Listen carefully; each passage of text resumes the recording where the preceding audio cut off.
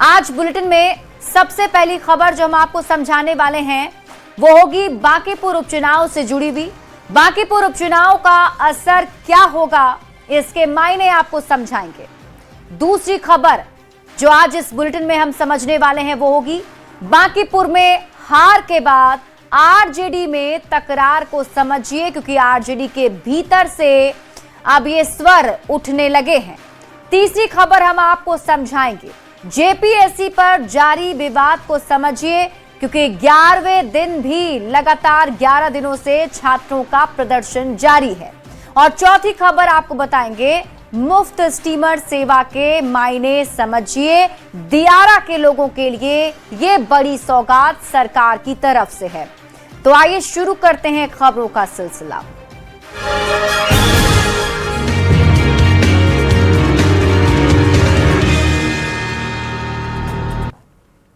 और सबसे पहले बात, बांकीपुर विधानसभा उपचुनाव परिणाम ने बिहार की सियासत में हलचल मचा दी है। इसके साथ ही ये सवाल भी उठ रहे हैं कि क्या इस परिणाम का असर आने वाले दिनों में प्रदेश की सियासत को प्रभावित करने वाला है। आखिर ऐसी चर्चा क्यों हो रही है, ये सब कुछ आपको समझाएंगे, लेकिन उससे पहले ये रिपोर्ट देखिए।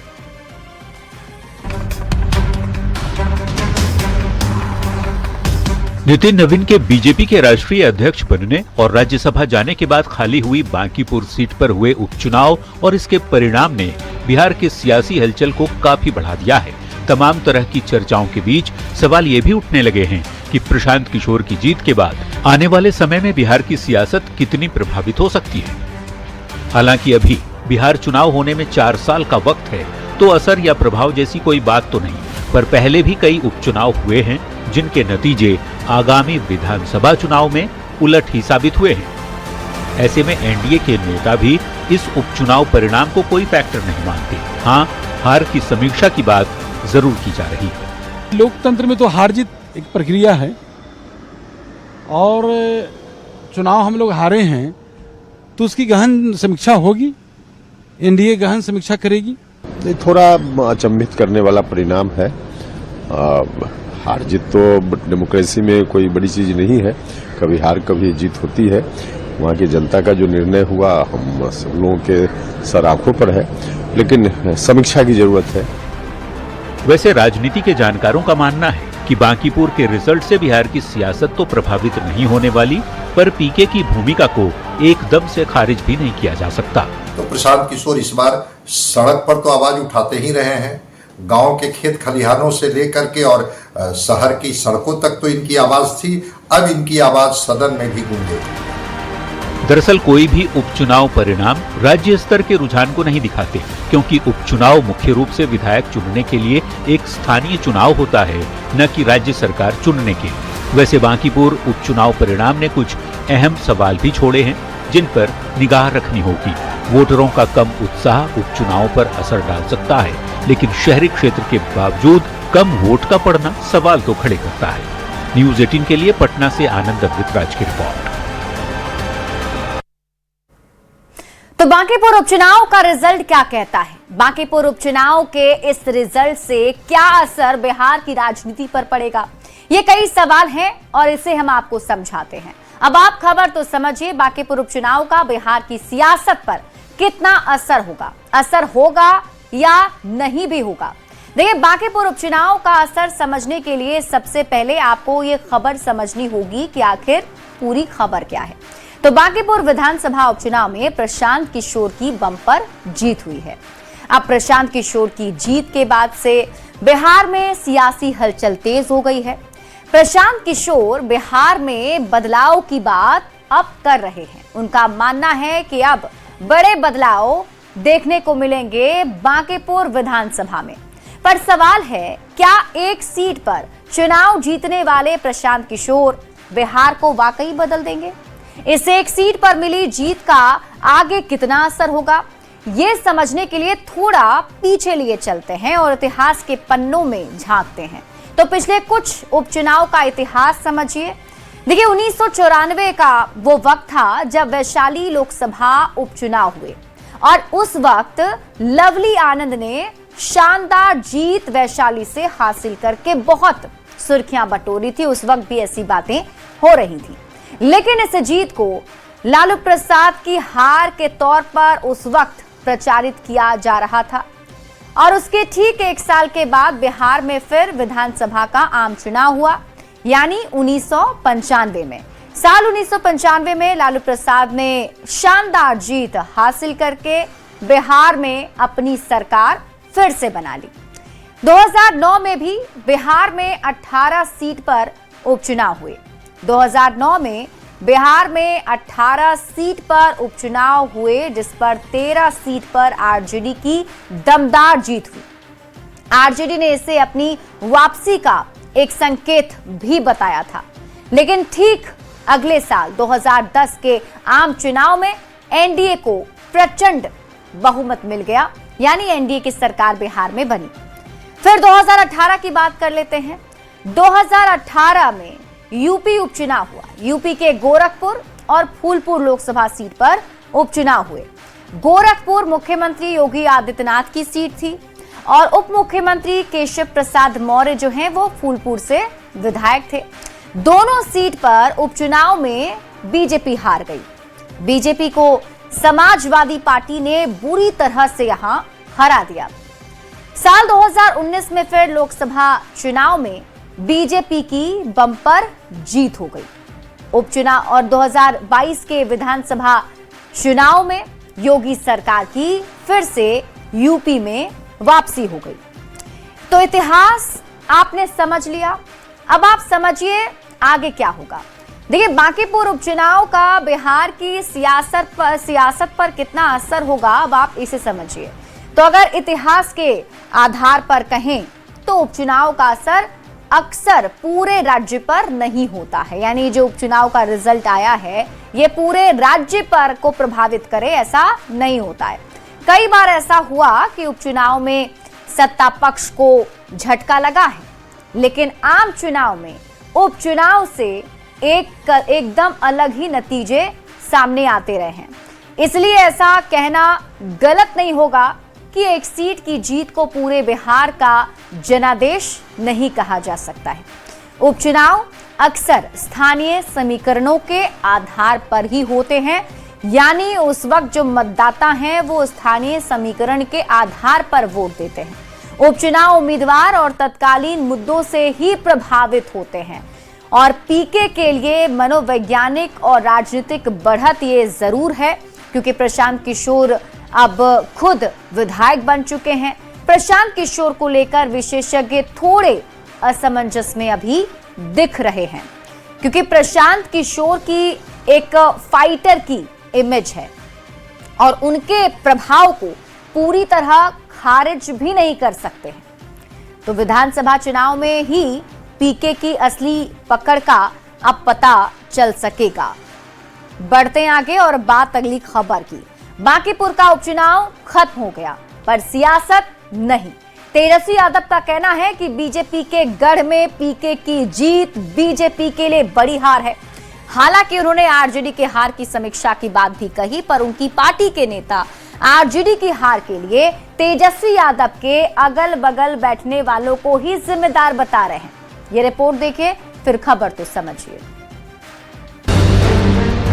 बांकीपुर की हार के बाद आरजेडी में असंतोष और बढ़ गया है। पार्टी के नेता इस हार के लिए तेजस्वी यादव के अगल बगल बैठने वाले लोगों को जिम्मेदार बता रहे हैं। आरजेडी विधायक भाई वीरेंद्र ने बिना नाम लिए ऐसे लोगों को तत्काल बड़ी जिम्मेदारियों से मुक्त करने की मांग कर दी है। हमारी पार्टी में ने कहा कि संगठन की कमजोरी और उस पर हम लोग को समीक्षा करने की जरूरत है, और वैसे लोगों को पार्टी का चेहरा, कई ऐसे चेहरे हैं जब हमारे नेता के आजू बाजू बैठते हैं तो लोग कमेंट करता है और असंसदीय शब्दों का प्रयोग करता है, वैसे लोगों को गाड़ी से निकाल देना चाहिए, गाड़ी पर नहीं बैठाना चाहिए और आजू बाजू भी नहीं बैठाना चाहिए। बांकीपुर की हार से आरजेडी के नेता और कार्यकर्ताओं में हताशा है। संगठन की मजबूती पर सवाल उठाए जा रहे हैं, पर तेजस्वी यादव का कहना है कि ये हार आरजेडी की नहीं बल्कि बीजेपी की है।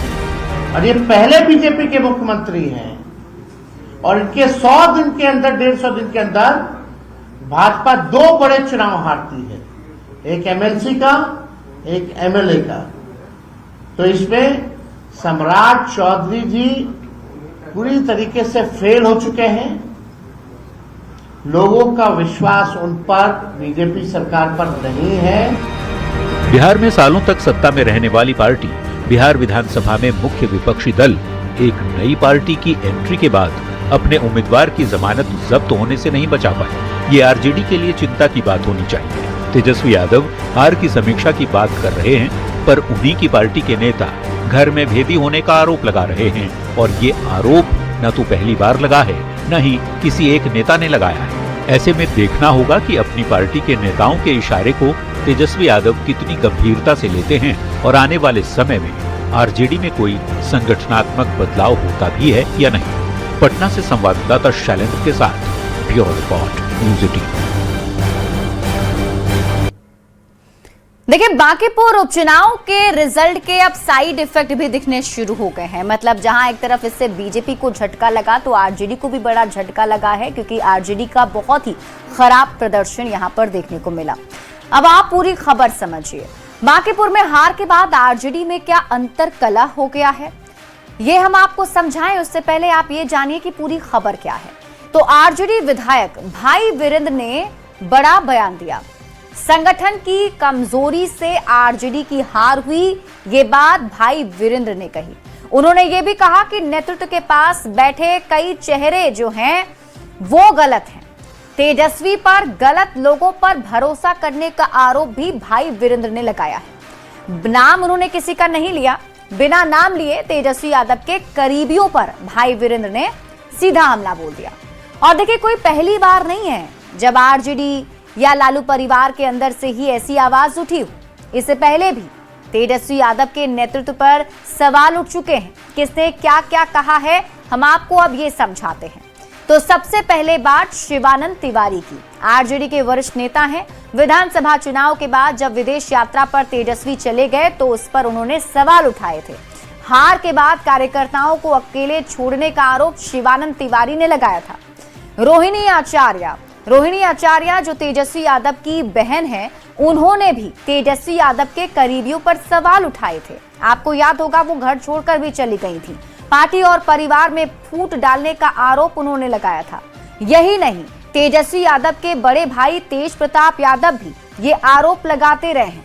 आरजेडी में जयचंदों के खिलाफ आवाज उन्होंने भी उठाई। उदय नारायण चौधरी स्थापना दिवस पर उन्होंने भी निराशा जताई थी। उदय नारायण चौधरी की नाराजगी इस बात से थी कि पहले ही तेजस्वी यादव ने स्थापना दिवस मना लिया था। कार्यकर्ताओं से बात नहीं करने का आरोप भी उदय नारायण चौधरी ने तेजस्वी यादव पर लगाए थे। यानी ये पहला मौका नहीं है। आरजेडी के कई नेता हैं जो सवाल उठा चुके हैं। अब आप खबर तो समझिए। पिछले 2 चुनाव से आरजेडी का प्रदर्शन बेहद ही खराब रहा है। विधानसभा में महज 25 सीट ही आरजेडी इस बार लेकर आ पाई थी। नतीजों के कुछ दिन बाद ही तेजस्वी यादव विदेश चले गए थे। बांकीपुर में उपचुनाव के प्रचार से भी तेजस्वी यादव गायब ही रहे। चुनाव की घोषणा के बाद ही तेजस्वी यादव विदेश चले गए और महज 2 दिन पहले, यानी चुनाव प्रचार के 2 दिन पहले वो एक्टिव हुए और तेजस्वी यादव की गैर हाजिरी का असर नतीजों पर पड़ा। माना जा रहा है कि चुनाव को लेकर तेजस्वी यादव की गंभीरता पर अब आरजेडी के भीतर से सवाल उठ रहे हैं। संगठन के नेता कार्यकर्ता में निराशा दिख रही है और तेजस्वी यादव के करीबियों पर सवाल उठा रहे हैं। तेजस्वी अपनी जिम्मेदारी को लेकर गंभीर नहीं हैं, ये आरजेडी की तरफ से ही बातें सामने आ रही हैं। बढ़ते आगे और अब बात अगली खबर की। जेपीएससी और जेएसएससी सहित झारखंड में हुई परीक्षाओं में गड़बड़ी की जांच की मांग को लेकर रांची में छात्रों का आंदोलन 11वें दिन भी जारी है। पूरे मामले की सीबीआई जांच की मांग के साथ ही छात्र सरकार के फैसले की उम्मीद में अनिश्चितकालीन सत्याग्रह पर बैठे हैं और सीएम से पहल की मांग भी कर रहे हैं। पूरे मामले पर सीएम ने जल्द कार्रवाई का भरोसा भी दिया है। तो वहीं छात्रों के समर्थन में विपक्ष का सरकार पर हमलावर रुख जारी है। ये रिपोर्ट देखिए, फिर खबर तो समझिए।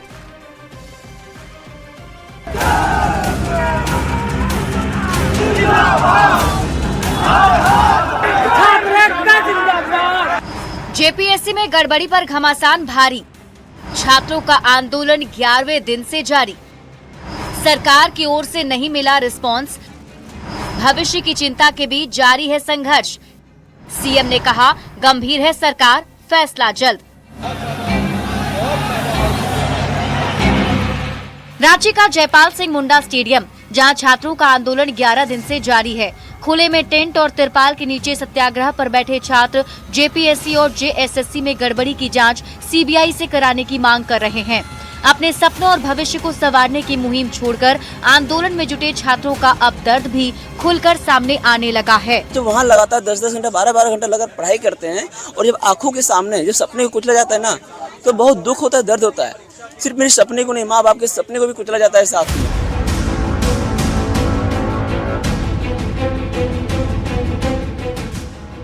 रांची में जेपीएससी और जेएसएससी अभ्यर्थियों के आंदोलन को राजनीतिक समर्थन भी मिलने लगा है। जेएलकेएम नेता देवेंद्र नाथ महतो छात्रों के समर्थन में 3 दिन से आमरण अनशन पर बैठे हैं। खराब हो रही तबियत के बीच देवेंद्र नाथ ने सीएम से खुद बातचीत की पहल की अपील की। बोल रहे बात कीजिए, मेरे को सुनिए मेरा मांग को, अगर बात नहीं करेंगे तो इस्तीफा लेंगे। तो ये बताइए कि आपकी मुख्य मांग क्या है, क्या चाहते हैं कि आपकी बात मुख्यमंत्री तक पहुंचे? ये मांग बहुत है, ज्यादा बोलने का स्थिति में नहीं है। 11 दिन से जारी छात्रों के आंदोलन पर सरकार भी बेखबर नहीं है। सीएम हेमंत सोरेन ने कहा है कि जांच टीम सक्रिय है, कहीं भी गलती हुई होगी तो उन चीजों को खंगाला जा रहा है और निश्चित रूप से सभी चीज आने के बाद झारखंड सरकार का फैसला भी सामने आएगा। जो अनुसंधान हो रहे हैं उसका इंतजार है और बहुत जल्द छात्रों के बीच में और राज्य के लोगों को इस विषय पर अवगत हम कराएंगे। दिल्ली के जंतर मंतर पर चले छात्रों के आंदोलन ने देश भर के राजनीतिक दलों और आम लोगों का ध्यान खींचा था, लेकिन रांची में आंदोलन में जुटे छात्रों की मुहिम अभी राष्ट्रीय सुर्खियों में पूरी तरह नहीं आ पाई है। सरकार की ओर से कार्रवाई के बाद भी छात्रों का भरोसा नहीं हो पाना बड़ी बात है। जरूरत है सीएम की ओर से भरोसा दिए जाने के बाद ठोस पहल की, ताकि पढ़ाई छोड़कर आंदोलन का रास्ता अपनाने वाले छात्र फिर से पढ़ाई पर लौट सके और भविष्य के बेहतर झारखंड की नींव मजबूत कर सके। न्यूज 18 के लिए रांची से संजय कुमार सिन्हा के साथ रामगढ़ से गौरव झा और दिल्ली से अमितेश सिंह की रिपोर्ट। और अब आपको पूरी खबर समझाते हैं जेपीएससी और जेएसएससी के इस विवाद को। अब आप समझिए क्या है जेपीएससी विवाद। सबसे पहले तो आपको यही बता देते हैं। देखिए, 14वीं जेपीएससी कंबाइंड सिविल सर्विसेज परीक्षा से जुड़ा ये पूरा मामला है। ओएमआर शीट में कथित छेड़छाड़ का आरोप है। भर्ती प्रक्रिया में गड़बड़ियों का आरोप लग रहा है। Category wise cut off marks जारी नहीं किए गए हैं। जारी की गई मेरिट लिस्ट पर कमीशन के सदस्यों के हस्ताक्षर भी नहीं थे और रिजल्ट जारी करने की इस पूरी प्रक्रिया पर छात्र सवाल उठा रहे हैं। सरकारी भर्ती परीक्षाओं में कई गंभीर अनियमितताएं भी सामने आई हैं। मामला जब बढ़ा तो सरकार ने एक्शन लिया और सीआईडी जांच शुरू की गई। एल ख्यांगते ने जेपीएससी अध्यक्ष पद से इस्तीफा दे दिया और अब तक इस पूरे मामले में 11 लोग गिरफ्तार किए जा चुके हैं। सीआईडी की जांच अभी भी जारी है। रांची में राज्य भर के छात्र धरना प्रदर्शन करने के लिए पहुंचे हुए हैं। अब छात्रों की मांग क्या है ये भी जान लीजिए। तो पूरे मामले की सीबीआई से निष्पक्ष जांच कराने की मांग ये छात्र कर रहे हैं। 14वीं जेपीएससी परीक्षा कैंसिल हो और दोबारा एग्जाम कराया जाए, छात्रों की ये भी मांग है। जिन परीक्षाओं में गड़बड़ी की आशंका है उनकी फॉरेंसिक जांच हो। सभी अभ्यर्थियों की ओएमआर शीट सार्वजनिक की जाए, ये मांग छात्र कर रहे हैं। दोषी अधिकारियों और परीक्षा माफियाओं के खिलाफ भी एक्शन लिया जाए, ये भी मांग है। भविष्य की परीक्षाओं में डिजिटल सुरक्षा और पारदर्शिता बढ़ाई जाए। विवादित परीक्षाओं को रद्द कर दोबारा आयोजित किया जाए, छात्रों की ये मांग है। अब आप समझिए कि छात्र सीबीआई जांच की मांग आखिर क्यों कर रहे हैं। तो राज्य स्तर की जांच एजेंसियों पर छात्रों को अब भरोसा नहीं है। मामला विभागीय जांच तक सीमित रहा तो इसमें लीपापोती हो सकती है, ऐसा शक भी है। अब सीबीआई जैसी स्वतंत्र केंद्रीय एजेंसी को निष्पक्ष जांच की उम्मीद है। सरकार इस पर क्या कह रही है वो भी जान लीजिए। तो छात्रों की तरफ से लगाए गए आरोपों की जांच जारी है। सरकार का कहना है कि गड़बड़ी के प्रमाण अगर मिलते हैं तो एक्शन सख्त से सख्त लिया जाएगा। जिम्मेदार लोगों के खिलाफ कानूनी कार्रवाई की जाएगी। भर्ती प्रक्रिया को अधिक सुरक्षित बनाने पर काम जारी है। परीक्षा के लिए तकनीकी सुधारों पर काम भी किया जा रहा है।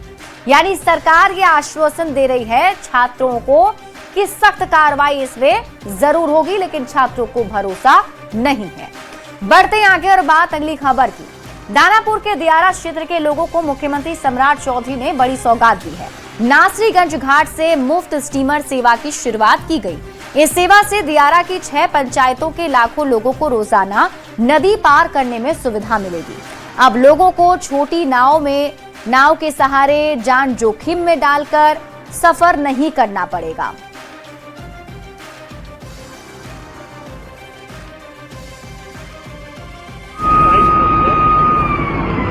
देखिए, दियारा वासियों का यहाँ 4-5 लाख आबादी है। आबादी को और दियारा वासियों को दर्द को देखते हुए बिहार के यशस्वी जी के मुख्यमंत्री सम्राट चौधरी जी और माननीय विधायक जिसके राम कृपाल जी के सहयोग से आज से जो है फक्कर मोहतम नासरीगंज घाट पर जो है मुख्यमंत्री जी के द्वारा कर कमलों द्वारा हरी झंडी दिखा करके आज से जिसकी शुभ आरंभ किया जाएगा। दियारा वासियों के लिए ये बड़ी सौगात है। लोगों में बहुत बड़ी खुशी का उपहार है। बाढ़ के समय में जो है हर समय आंधी तूफान में माँ बहन परिवार दियारा के लोगों के आने में जो परेशानी होती है उससे बहुत बड़ी निजात मिलने वाली है। हमारे देश के प्रधानमंत्री माननीय नरेंद्र मोदी जी। और अब आपको पूरी खबर समझाते हैं कैसे ये मुफ्त स्टीमर सेवा लोगों के लिए काफी सहायक होने वाली है। आप पूरी खबर समझिए। सबसे पहले तो आप ये जानिए कि पूरी खबर क्या है। दानापुर के दियारा क्षेत्र के लोगों को सरकार ने बड़ी सौगात दी है। कैसे? तो नासरीगंज घाट से मुफ्त स्टीमर सेवा की शुरुआत कर दी गई है। मुख्यमंत्री सम्राट चौधरी ने इसे हरी झंडी दिखाई। अब 6 पंचायतों के लाखों लोगों को सीधे इसका लाभ मिलेगा। स्टीमर के फायदे क्या हैं ये आप समझिए। तो दियारा के लोगों का सफर अब पहले से ज्यादा आसान होगा। एक बार में 250 यात्री एक बार में सफर कर सकेंगे। सरकार की ओर से ये सेवा बिल्कुल फ्री है, कोई चार्जेस नहीं लगने वाले हैं। बरसात में दरअसल पीपा पुल खोल दिया गया है। तेज धार में खतरनाक होता है नाव का सफर। छोटी छोटी नाव पर ओवरलोडिंग करी जाती है जिससे काफी खतरनाक ये सफर साबित होता है। सुरक्षित और नियमित नदी पार की सुविधा अब लोगों को मिलेगी। इसके साथ ही छात्र, मरीज और किसानों को सीधे सीधे इसका फायदा मिलेगा। बाजार और अस्पताल तक लोगों की पहुंच अब आसान होगी। कृषि एवं दुग्ध उत्पादों को बाजार तक पहुंचाना भी दियारा के लोगों के लिए आसान होगा। स्थानीय व्यापार को भी इससे प्रोत्साहन मिलेगा। क्षेत्र की आर्थिक गतिविधियों में भी तेजी आएगी। दियारा क्षेत्र में वर्तमान में 58 विद्यालय संचालित हैं। 95 आंगनबाड़ी केंद्र संचालित हो रहे हैं। तो ऐसे में अगर ये शिप चलने वाली है तो शिक्षक जो हैं वो समय पर आ जा सकेंगे।